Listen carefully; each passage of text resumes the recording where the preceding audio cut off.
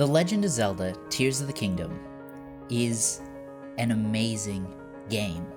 You could even say it is a masterpiece, but it is a terrible sequel. Let me explain.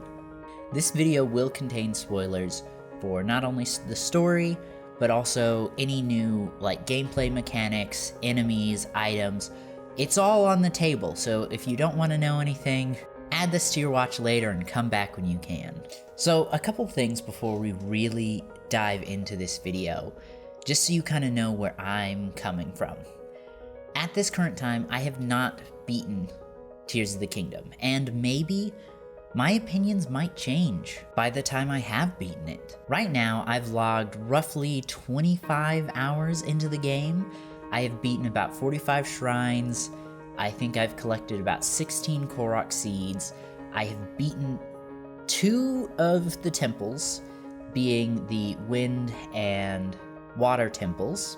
I am probably about halfway through the lightning temple right now, and I feel like I'm making really good progression through this game. Also, for context, I logged about 85 hours into Breath of the Wild. I did beat the game, beat all the divine beasts.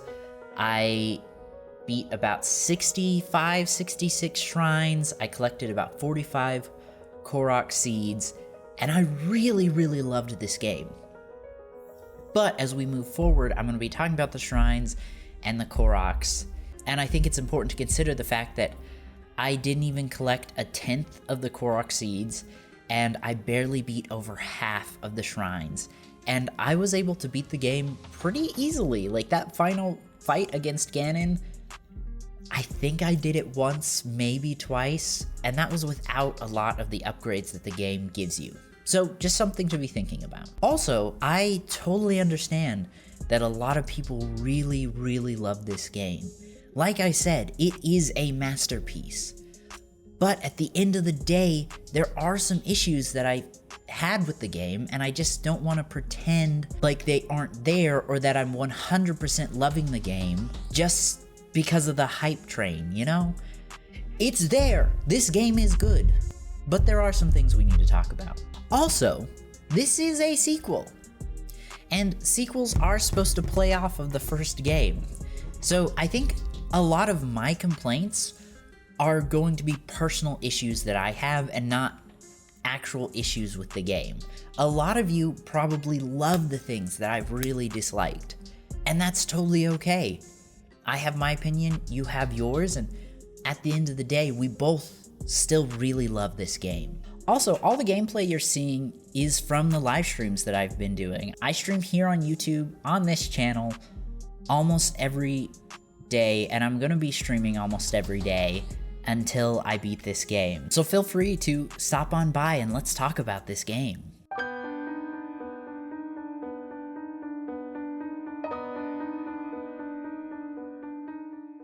My biggest issue with the game right now is that it feels too samey. And it feels like there were a lot of things that they could have given us from the first game that they didn't to pad out for time. For example, let's just get into it. I have an outline of what I want to talk about, not an actual script, so this is going to be a little just kind of disjointed, so stick with me. The map.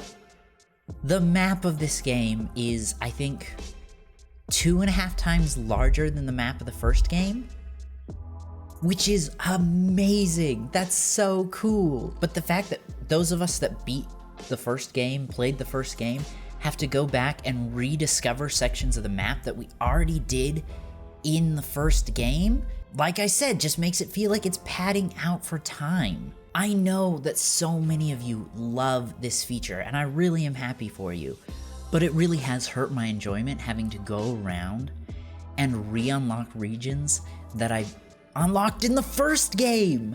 It's the same map. It's padding out for time. Something I've told my stream multiple times is that if I feel like I'm being punished for playing the first game. The tutorial area was set up exactly the same. You wake up, you gotta go beat 4 shrines, then you unlock what you need to venture into the rest of the map. The story is so similar to the first game. Link gets hurt. He gets put to sleep for a certain amount of time while he heals. He wakes up. Things are different. He has to go through, connect with the 4 villages, help them solve a dungeon where the current story is pushed forward, and then at the same time, he's going through and finding memories and talking. When you complete the dungeons, you get to talk to a past champion, or in this game, Sage, and you get to find out what happened in the past and why things are the way they are. It follows a very similar structure, which isn't bad per se. I really enjoy this story. I actually like it more than the Breath of the Wild story, but it just feels so samey. It follows the exact same structure, at least to where I am. Maybe things will change, but it's just so similar. And I would have really liked them to explore something new. The shrines. I'm just gonna be honest, I really don't like the shrine system. In some promotional event, I can't remember, leading up to the launch, it was stated that this game was gonna focus more on traditional dungeons. I can't remember where that was from. Maybe it was just a rumor that I thought was true. Correct me in the comments. But it just feels like the exact same thing. It feels like a ton of shrines and 4 divine beasts. Like, we were talking about the temples. I think they're a little longer of a section than the divine beasts were, but the layout is exactly the same. You go to the village, you find out what's wrong, you meet the champion, together you face some journey to get you to the temple or divine beast, and then you solve a puzzle, and then you fight a boss. It's the exact same layout. And same thing with the shrines, except this time, there's even more. There was 120 in the first game, and there's 152 from what I know in this game. As somebody who didn't like the shrines, it's frustrating to have to go through. I feel like I'm playing the exact same game again. Like I said, I feel like I'm being punished for playing the first game. Editor Mother Goose here. I kind of got off on a tangent and forgot what my whole point was. The whole reason I brought up the dungeon interview was I was really hoping that they would focus a little less on the shrines and a little more on actual dungeons for story progression and leveling up. Now, this is not the devs' fault at all. This was 100% the fault of my own personal expectations. I also want to talk about the outfits. Tears of the Kingdom has some fire fits for Link. We're rocking with it. But at the same time, it also reuses a lot of outfits from the first game, which isn't bad, except for the fact that you have to either buy them or go on some sort of quest to receive them. Like the outfit you get in the Bird People's domain that I can't remember the name of, that protects you from cold. You have to buy it again. In the Zora's domain, the outfit you get that lets you swim up the waterfalls, you have to go through a quest to get it again. It takes away from my enjoyment of having to either save up for an outfit or go on a quest for it, when it's something I received in the first game. I've already done this, so why must I do it again? And at least at this point in the game, I have encountered more outfits from the first game than I did with new outfits in Tears of the Kingdom. I think I've only found 1 new outfit so far. Which, Tears of the Kingdom is such a massive map, you kind of do and find things at your own pace and how you want to do it. So that's on me, not the devs. But at the same time, it's just a little disappointing every time I make it to a town or something and I see an outfit that was in the first game and it's like, I need this to progress in the story. Guess I better grind rupees for it again, which in the first game wasn't necessarily a huge issue. But in this game, everything is a resource, which I love. I love the fusion ability so much. Either you get an elemental attack or like a really great buff to your damage, or both. It's really cool. But every time you need to go sell stuff, you're weighing, okay, can I sell this or am I gonna need this for a challenge later? So at least for me, I've kind of struggled with selling things. Let's jump back to the map for a minute, because I got on this long tangent and I wasn't even done with that thought. It really is frustrating having to unlock sections of the map that I unlocked in the first game again. And so I really wish they would have leaned more into the depths and to the sky area. Both are really great, but in terms of narrative, it doesn't really feel like they're that important, at least from where I am in the game. Maybe as I get, 80 hours into the game, my opinion might change, but right now they kind of just feel like bonus areas they added for people to go explore, which is great. But where I'm at, it just doesn't feel like they're actually important to the story or the narrative. I have yet to have a single main quest within the depths. And at the same time, the only sky area that's really been important is, of course, the tutorial area, but also some of the temples are in the sky, which is cool, but it still just feels underutilized. And I really wish the devs would have spent more time expanding on these areas. The depths are really cool. There's a lot of amazing things that you can explore and do down there, and I love it. I've loved getting to do these things. They just didn't feel important to the narrative, which is something that's important to me, but it's not going to be that important to a lot of you. Some of you just want to go explore this area for the sake of exploring, and that is completely valid. And of course, there was the upheaval, so the main map isn't a one-to-one recreation. Things are different, but it's still extremely similar. Talking about things that feel really samey, it's the fact that the Pure Pad, the shrines, and the Skyview Towers are just the Sheikah Slate, the Sheikah Shrines, and the Sheikah Towers. It feels really weird. It feels like they wanted to do something different, but they didn't want to do something different at the same time, so they just reskinned those things and turned them into something else. I was really disappointed when I got to the main map and I realized that the Skyview Towers were just the Sheikah Towers, but a little different. I don't know, I don't know. I'm not a game dev. I don't know what I would have done differently. All I can tell you is how these things make me feel and if I enjoyed them or not. While there's a lot of things I love in this game, this was something I really did not enjoy.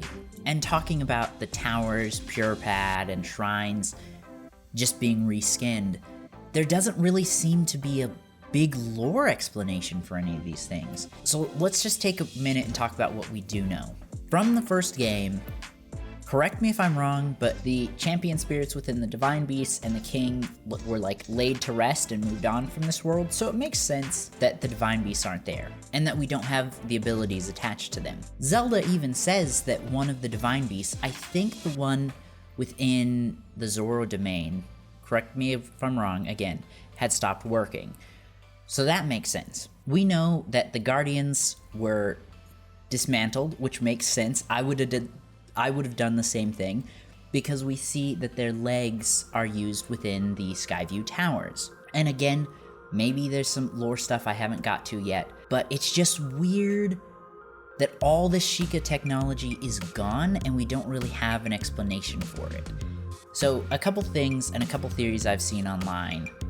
I did research this. It looks like, at least at the moment, nobody has found an answer within the game yet for these things, so I'm guessing they're not there, but we'll see as time goes on. So a couple things. The Sheikah Shrines and the Sheikah Towers, they all could have been dismantled, just like the Guardians. That's a lot of work in a little bit of time. Or, alternatively, they might have, buried themselves within the dirt again. Or I've also heard theories that they've just retconned it and they never really were there. I don't believe that one, but it is something to consider. And I just find it weird that nobody's talking about it in the game. And I know what you're saying. Mother Goose, it's been 5 years maybe. Why would they be talking about stuff that happened years ago? That makes sense. In the real world, that would make sense. But this is a narrative story. It just feels weird that there's no answer to these questions. Also, it doesn't really seem like the stories build upon each other. They feel very separate from one another. They follow the same formula, but they don't really feel connected, which is okay. They don't have to be, but again, it just feels weird saying it's a sequel. I wish I wish there would have been a couple more things connecting them. Something I did realize after I started working on this video in my last stream though, the Zora sage is wearing an elephant mask. So I'm guessing all of the sages are wearing, at least the 4 sages that we, are in the temples where we get the secret stones. I'm guessing that their masks are all the divine beasts that correlate with them. I'm pretty sure the elephant divine beast was the one that was terrorizing the Zora.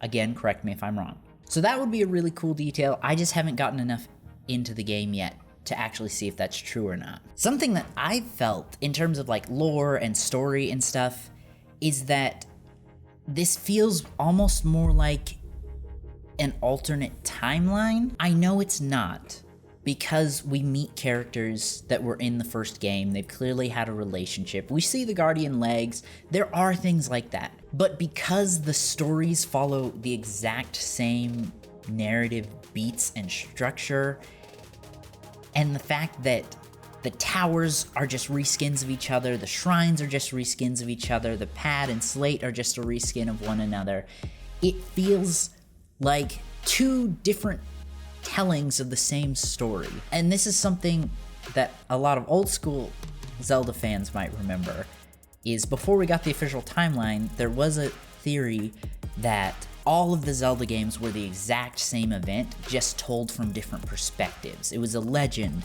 and people remembered it differently. And that's how these games kind of feel like to me. It feels less like a narrative sequel and more like the same story told from different perspectives. I think the last thing I really want to talk about in terms of complaining, because really this is what this video is, just some random nerd on the internet complaining, is the fact that we get an entirely new set of abilities. I really love the new abilities. They are so good. But I really hate that this game has fallen into the trap of hero gets bonked and loses all his progress from the last game, making you start completely over. Now this isn't a Tears of the Kingdom problem alone. This is a problem that a lot of games have. Game devs aren't really sure how to progress in terms of power and keeping it balanced and keeping it interesting, and so they just make your character start all the way from the beginning. I get why they do it sometimes, but it's frustrating as a player.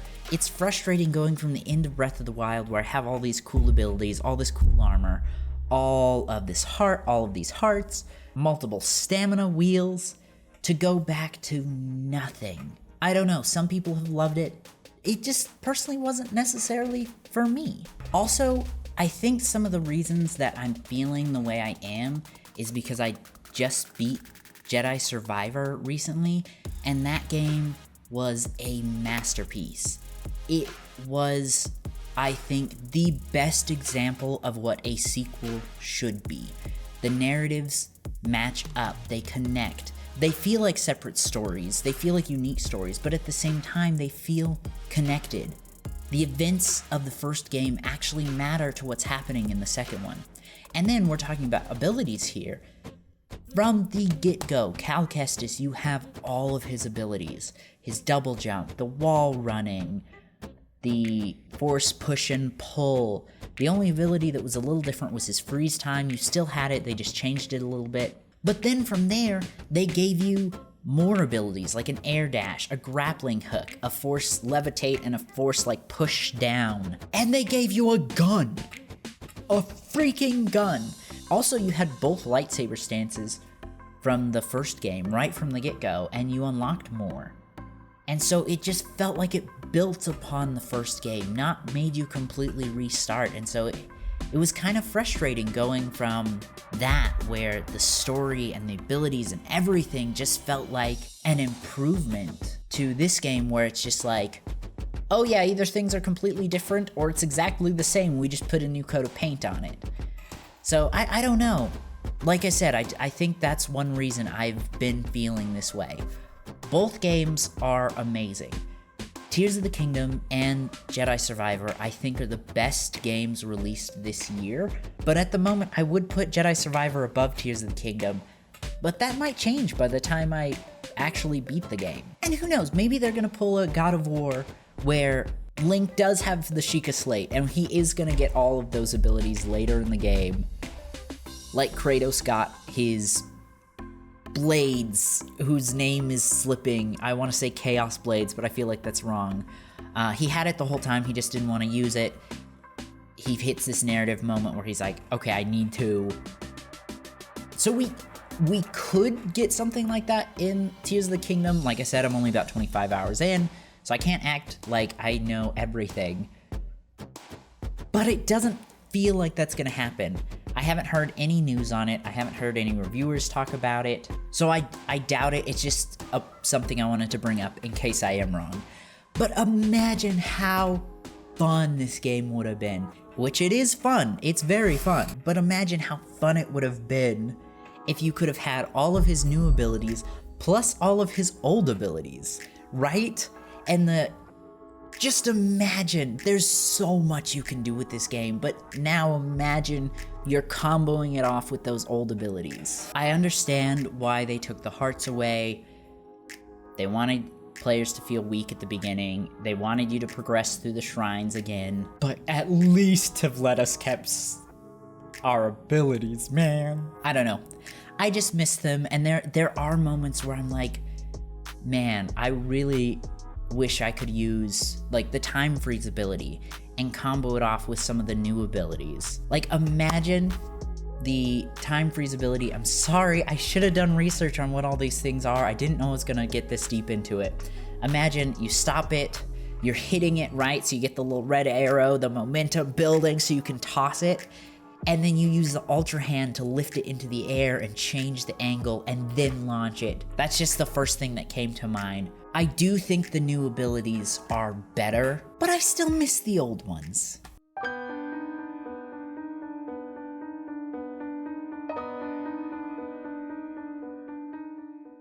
So what could Nintendo have done better? Again, I'm not a game dev, so my opinion doesn't really matter, but here's some things I really would have liked to see.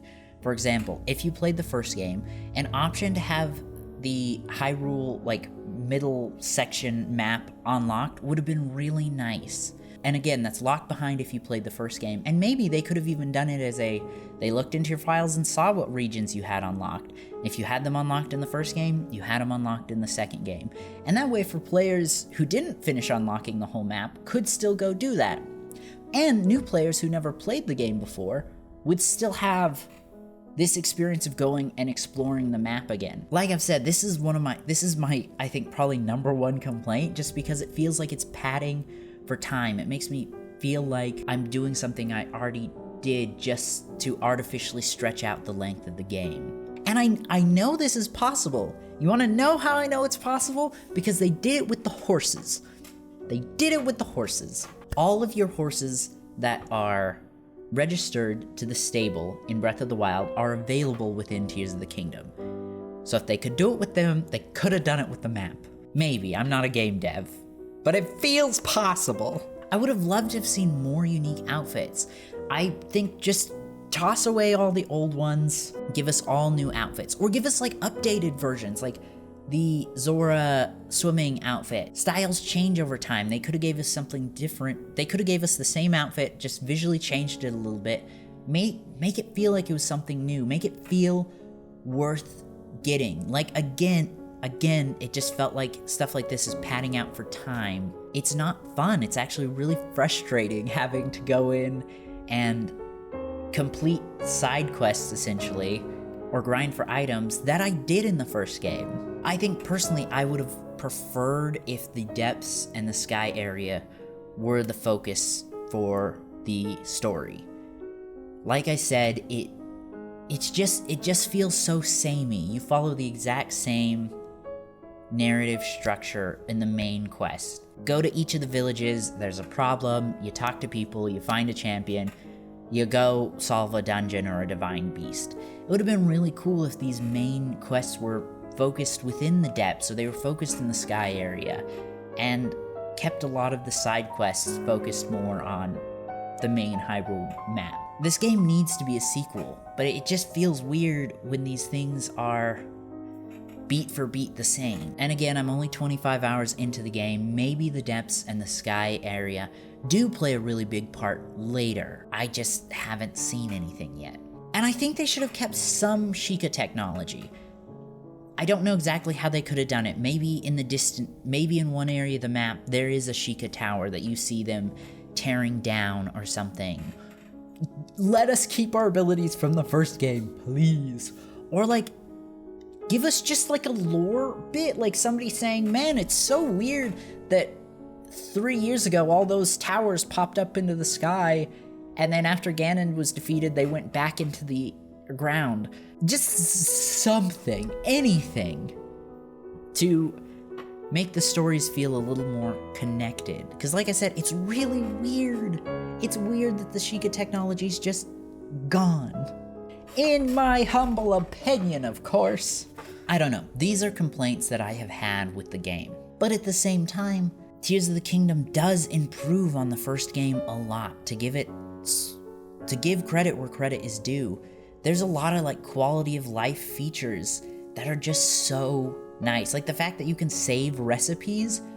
Mwah! Chef's freaking kiss. The stamina bars when you're swimming don't go down as much as they did in the first game, which is really nice for early gameplay. The knockdown animation, it's less in Tears of the Kingdom than it is in Breath of the Wild. Like I said, the abilities are way better, not only in terms of traversal, but also combat.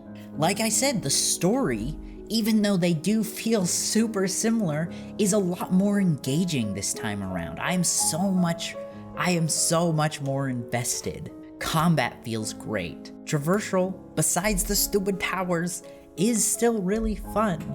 This game is amazing, and I think it is better than Breath of the Wild. These are just complaints that I've had. Anyway, let me know in the comments what you guys think. Am I crazy? Am I the only one that feels this way? Again, I know this is a lot of just my own personal preference, and this has just been me kind of rambling at a camera for 40 minutes recording time. I'm sure it'll be a lot shorter video time, but let's have a discussion. I really want to know what you guys think and feel about this. Anyway, thank you guys so much for watching, and I will see you in the next one. Mother Goose out.